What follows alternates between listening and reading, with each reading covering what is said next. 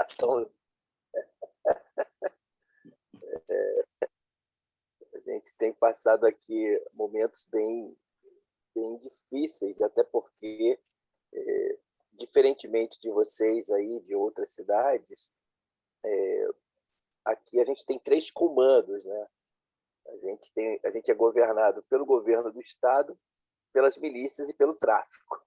Então, são 3 ações governamentais. Mas, enfim, obrigado, Aquiles e os demais irmãos aí por esse encontro. E, como o Aquiles falou, durante muitos anos, eu tenho trilhado aí o caminho da espiritualidade, da formação espiritual, e isso tem me ajudado muito, muito, muito, muito.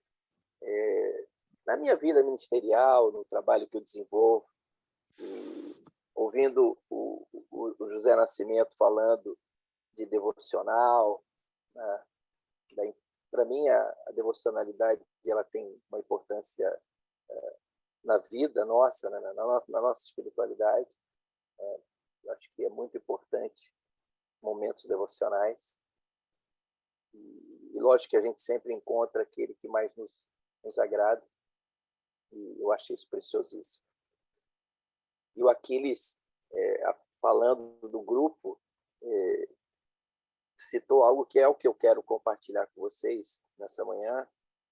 Essa questão de apresentar resultado, de desempenho, de perfeição, né?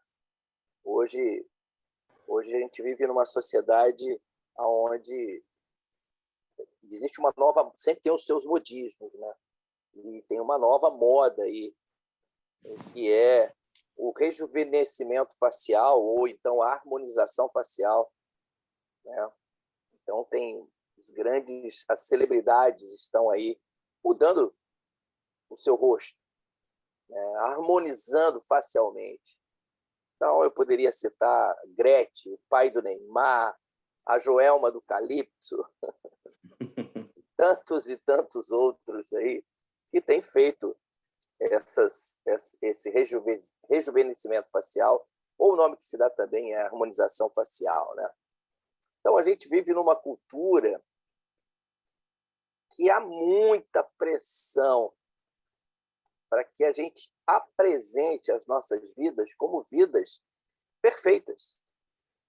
E a gente acaba fazendo tudo o que a gente, de uma certa forma, pode para polir a nossa imagem e apresentar as nossas melhores selfies, né? Toda vez que a gente faz uma selfie, a gente olha ver se está legal, porque a gente não pode postar uma selfie que não esteja legal. Ah, essa não ficou boa. Ah, essa não ficou boa. Então, sempre a gente se preocupa com as nossas selfies, que elas precisam estar do lado certo, do jeito... Ai, ai, ai. Só que muitos de nós, eu diria que tem muita gente que ouve uma voz, né, dizendo assim, olha, você nunca será bom o suficiente, ou se equiparará, ou terá sucesso. Às vezes a gente ouve essa voz. Ou então, você ouve essa voz, você é uma decepção. Olha como você está gordo. Olha como você está magro. E eu estou chegando a uma fase que dizem, olha como você está ficando velho. Né? Ou como você está muito velho. É uma voz. Aqui, ó. Né? E a questão, gente, é que se nós acreditarmos nessa narrativa, ela vai alimentar uma insegurança. Ela vai ocasionar ou promover um processo depressivo e de ansiedade. Ninguém é perfeito. E tentar ser perfeito, na verdade, causa mais estresse, causa mais ansiedade. O que nos obriga a esconder algo sobre nós mesmos, aquilo que nós achamos que não é aceitável. Isso é o que causa a ansiedade, causa vergonha. Quando eu estava pensando nisso, lógico que a gente vai olhar para os textos bíblicos e, de uma certa forma, tentar encontrar nas Escrituras algo que fale a respeito ou que traga alguma reflexão. E aí eu encontrei o texto de Mateus 5, 43, 48.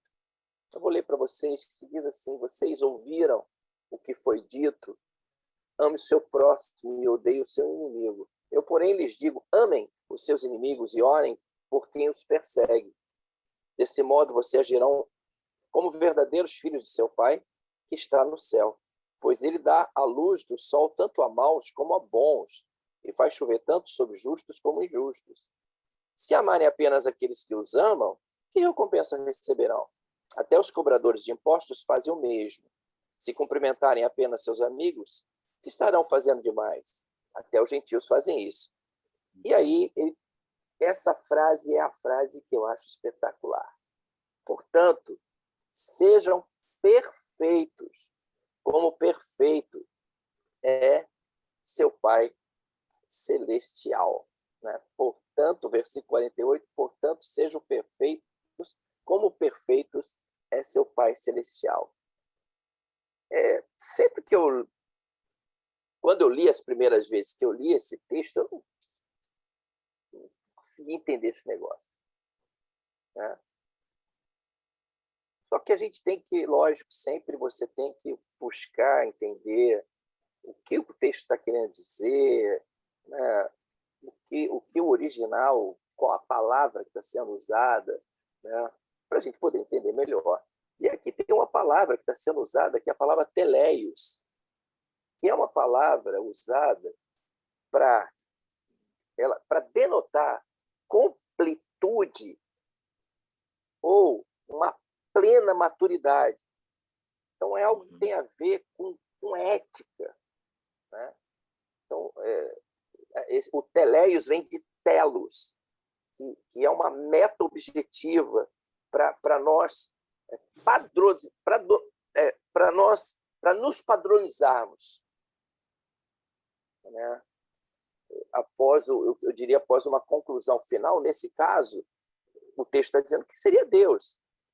Então, para resumir, tá? A palavra teleios simplesmente significa maduro, completo. Então, o Senhor Jesus aqui ele tá discutindo essa nossa responsabilidade de amar não apenas o nosso próximo, mas também os nossos inimigos e aqueles que nos fazem mal. Né? A razão aqui é que Deus, e o texto está deixando claro isso para a gente, que Ele é bom para todas as criaturas. Então, amar apenas o próximo, ou aquele que nos amam, é amor incompleto. Em vez disso, nosso amor deve ser completo. Assim como o amor do Pai é completo. Não é? Vê que se tira a palavra perfeito, a coisa dá uma melhorada. Então, para ser como o nosso Pai, nós precisamos ser misericordiosos e amar com um tipo de amor que seja maduro, completo, que não se restrinja àqueles que nos amam de volta. Né? Cada um de nós aqui, somos súditos desse reino. E de uma certa forma, que Jesus está dizendo, olha, é assim que vocês têm que viver. Viva a sua identidade que foi criada por Deus. Então, vivam generosamente, graciosamente para com as pessoas, da mesma maneira ou da mesma forma que Deus ele tá vivendo com você. Então, quando Jesus está dizendo aqui, seja perfeito ou seja completo, ele não está dando aos seus ouvintes um padrão impossível alto para se seguir. Porque era assim que os fariseus faziam, né? Porque, na verdade, a fala dele está sendo para os religiosos. Ele está dizendo para essas pessoas, olha, vocês precisam ser curados. É como se ele estivesse dizendo, olha, vocês precisam ser inteiros. Isso, para mim, é de uma preciosidade, né? Vocês precisam ser inteiros.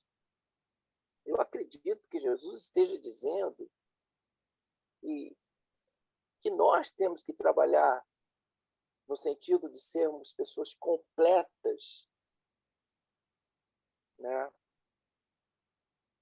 No sentido de ser aquilo que Deus deseja que nós sejamos. Até porque eu e você, nós somos de Deus. E o próprio Deus a quem nós seguimos, ele é completo.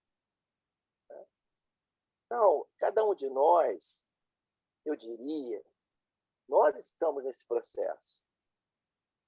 No processo de alcançar a integridade nos relacionamentos, nas nossas emoções e na nossa fé.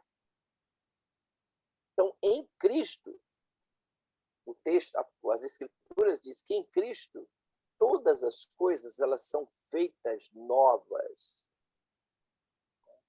Então, eu penso, olhando para esse texto, ou olhando para a minha jornada, que a narrativa ela precisa ser mudada, né?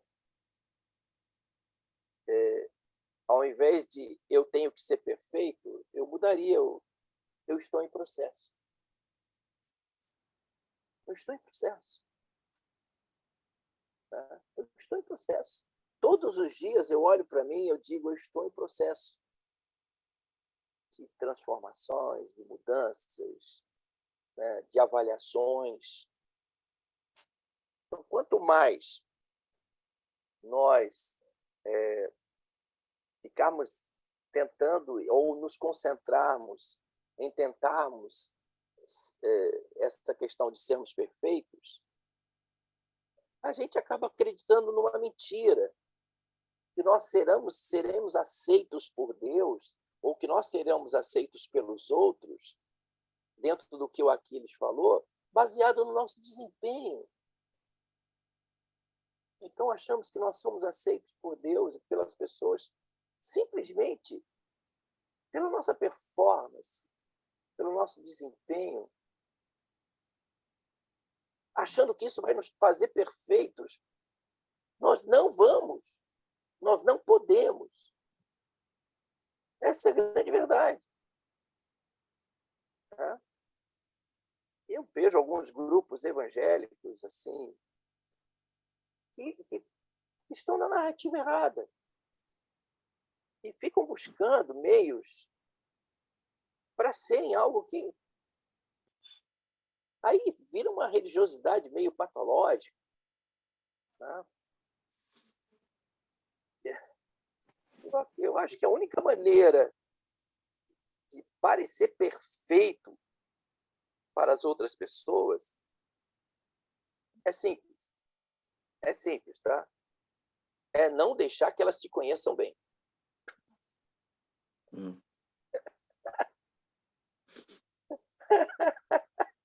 Se elas te conhecerem bem, elas vão falar, opa, não é bem assim. Eu estou casado há 37 anos. Tá? Eu diria que a minha esposa me conhece bem. E ela sabe. Ela conhece as minhas imperfeições. Por mais que eu tente. Mas eu às vezes eu vacilo. Eu vacilo, né?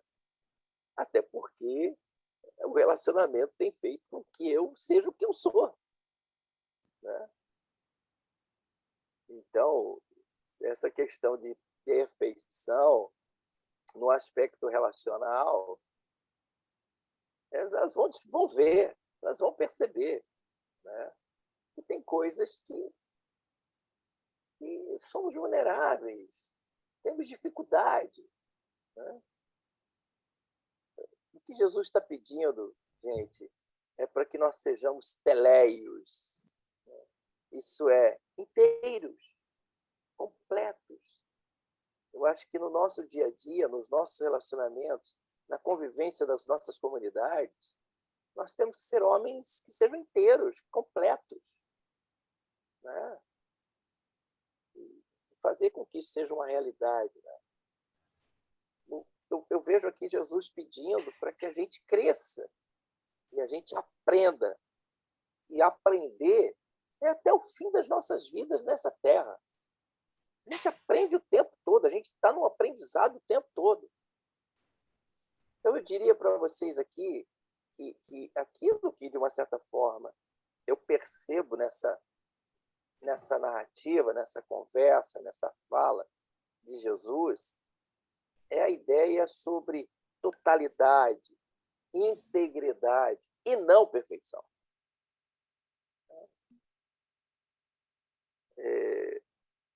Tem uma igreja no nosso país que tinha um slogan, alguns anos atrás. Essa igreja dizia assim: pare de sofrer. Né? Pare de sofrer. Então, Jesus, ele tem tudo a ver com a questão de nos tornar inteiros e completos. Né? Mas isso não quer dizer que a gente não vai sofrer. Né? Isso não quer dizer que ele está pedindo para que a gente não falhe. Né?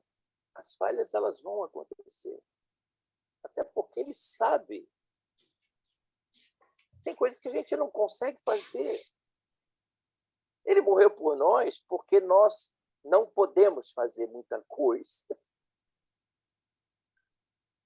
Né? Ele sabe o que é ser totalmente humano. Ele sabe o que o fim pode nos trazer. Né? Por isso, ele quer que a gente viva. Né? E que a gente, nesse viver com ele, nós possamos estar sempre totalmente presentes em Deus. Né? Então, ser perfeito, né? Não é ficar colocando pressão nas nossas vidas já sofridas. Né? O José Nascimento abriu aqui dizendo da pandemia, né? Quanto que a pandemia trouxe sofrimento. Né? Eu tenho conhecido pessoas, aí, pastores, que tiveram Covid, que estão com sequelas, estão sofrendo. Né? E então, ser perfeito não é colocar essa pressão nessa vida nossa que a gente já tem as suas dificuldades. Em vez disso, é nós nos assegurarmos de que nós não estamos, e eu estava falando com Deus isso ontem, nós não estamos sozinhos no mundo. E o nosso amado, ele está conosco. E que ele continua a trabalhar em nós e através de nós. Então, gente, isso tem falado muito fortemente ao meu coração. Né? Eu queria concluir dizendo que a essência da questão aqui é que a perfeição que Deus deseja de nós é que nós tenhamos um coração inclinado para Ele, em rendição, em humildade, e para com as pessoas. Né? Que nós sejamos um ajudante solidário, né? como alguém que compartilha a sua humanidade frágil. Né? Isto é, eu não posso pensar de mim mesmo como alguém que seja superior aos outros.